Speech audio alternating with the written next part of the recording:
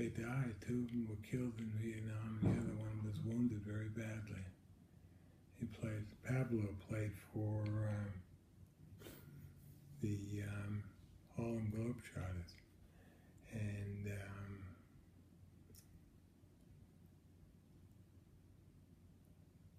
not Chamberlain, not Russell. Who's the other guy? On the Globetrotters? On the Globetrotters. He had a funny name.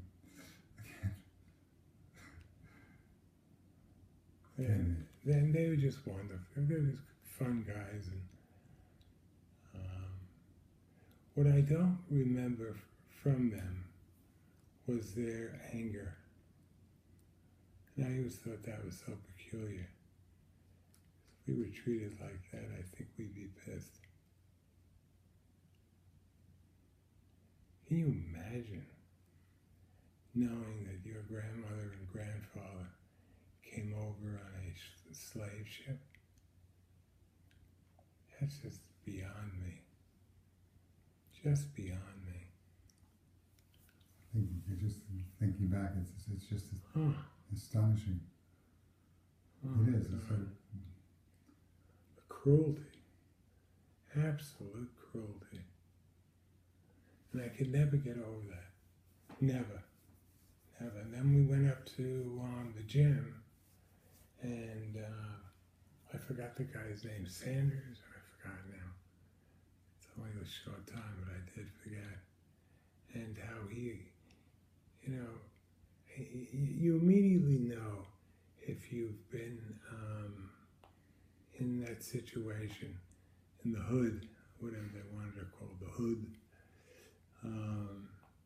whether you have somebody that's simpatico or not.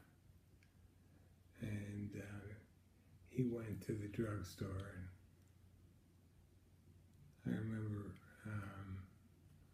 once he didn't come back during, and he found out that his father had died.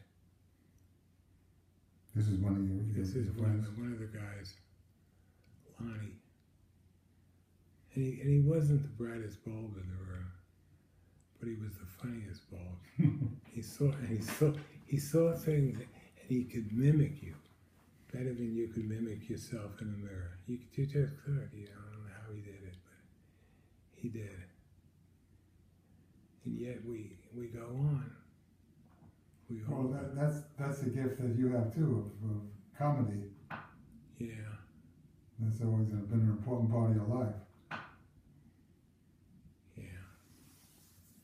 I wish I knew more and could understand what drives it sometimes. Sometimes I get in a shower and we're going out for dinner or doing something silly. And I could talk to myself for a long time and just laugh. And, hey, Lenny. You saw the absurdity of situations, the absurdity of life. Oh boy, did we. Did we. And even then there was a middle class black population. So you lived in New York all your life until you went off to college. And then you went to a totally different environment in the University of Vermont. Can you remember your first days there, what it was like coming from the Bronx? Through there, yeah, oh yeah. What it was like in Vermont? Oh, wow. Yeah, first there were all these beautiful girls. Coming from an all-boys school, so there were girls, and they actually had breasts. And I always liked to sit so I could just see on both sides of the eyes. Oh. And I remember when the freshmen got back to the dining room table at first it was Saga Foods, and then it was guys who you were in class with, and it wasn't until your sophomore year did you really enjoy the vista. Girls. You were a horn dog, right? I was worse. That was the official term. I was worse than a horn dog. I was a cow dog and a steer dog and a beef dog. And I didn't know I was good looking. that was a very interesting phenomenon for me. The girls came after you. Not came after me, but that they thought I was good looking. You know, I accepted it very graciously. I wasn't great looking. It was With your nice modesty. looking. With your It modesty. was my common modesty. And I was a jock, and I was smart in some of the subjects. Boy. Like to press the reset button when you go back. Right. Particularly going from an all boys school to a co-ed school. That was big. Well, we were big too in masturbation.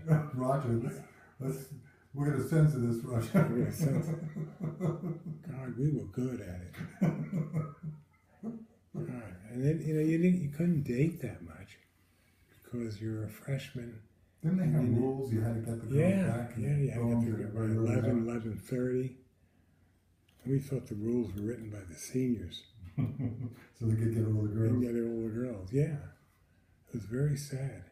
And then you were in a fraternity, and you're in charge of all the food. Right. This set the That was stage, it. Roger, That was for the it. rest of your... Everybody had to suck up. And To you. To me. That was new. I remember some of the food too was delicious. God, we had prime rib bones. Just bones. Just the bone itself.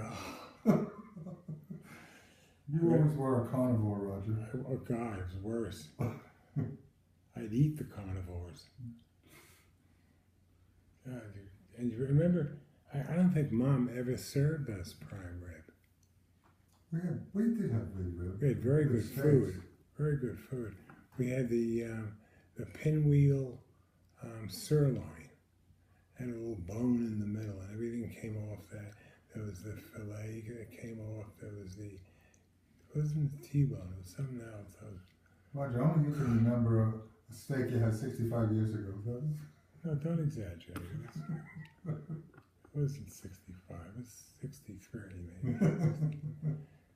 62. But when you think of all of it, Ken, we had a nice childhood. We really did. Then you lived in the village, Roger. And I had a lot of love for my family. Then you moved to the village. I moved to the village.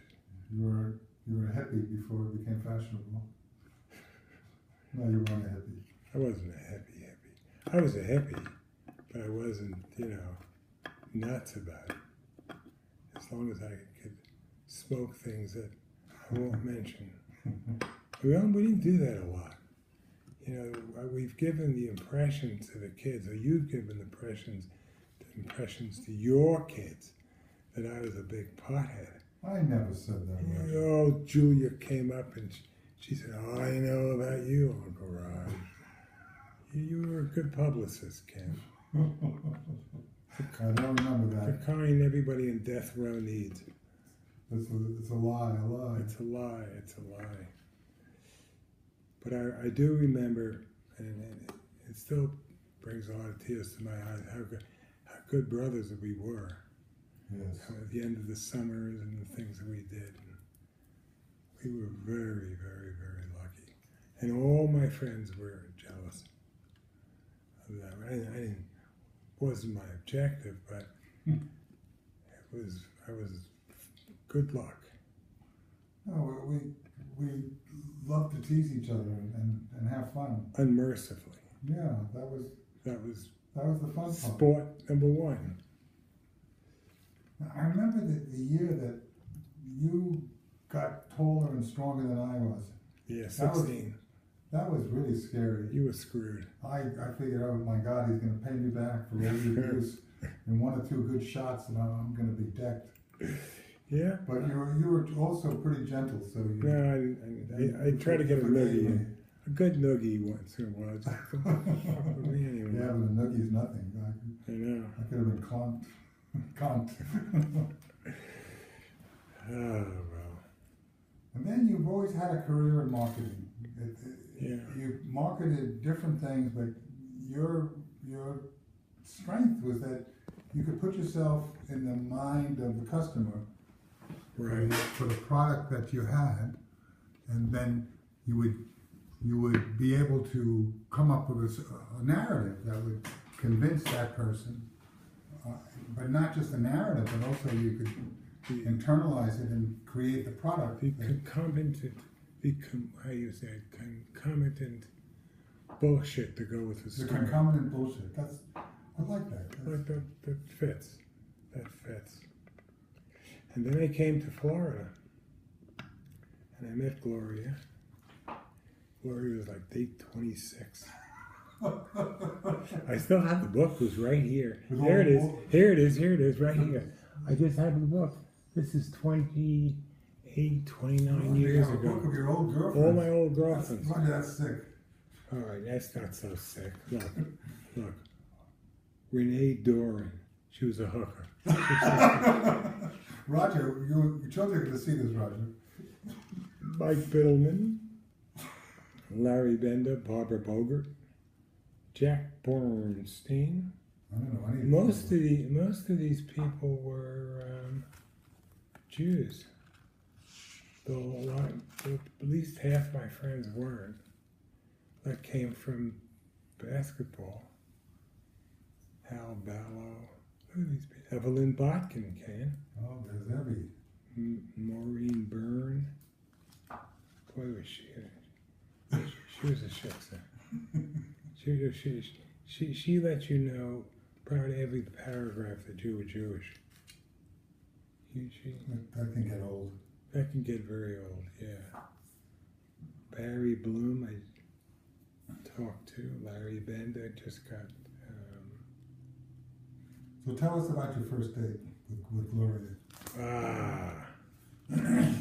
Well, the moment I saw her, she was gorgeous. She had these beautiful eyes and these high cheekbones and a cute little turned up nose. And Gloria was really something. And she was smart. I couldn't stand stupid girls. God, that was like punishment, you know?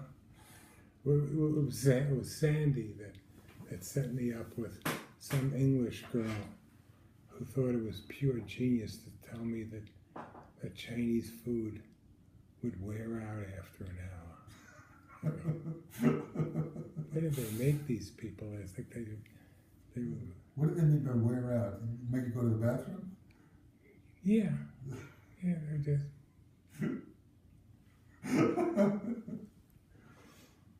It wasn't as if I was some brain trust, but they sure were. But Rogers, they should make you feel even smarter than you are. Oh God! But tell about your first day with Gloria. You said so we went. So what did you do? So we went. First, I was like the king of the faux pas. I did some buttes. She first told me that her father was in the Navy about 15 seconds after I had told her I was anti-war and don't ever bring war up to me. That was good. And then she had a brother who had suffered a lot. Alcohol, became an alcoholic because of it.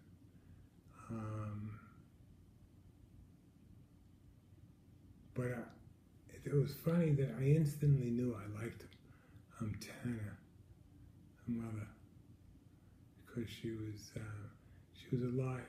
She was a live birdie. We used to call me the words. She was a live bird. She was a live one. She was a live one.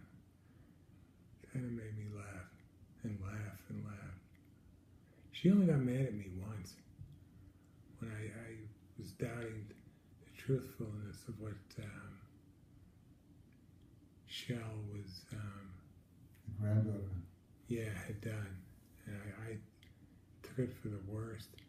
She didn't bother her that much, and she denied it profusely. So I don't know, and she got me mad, and I got her mad. That was it. That was the total end of it. Something's going on 4 minutes ago. Oh, the nurse is coming. I'll turn it off for now, okay? Should I turn it off? Let me turn it off. Yeah.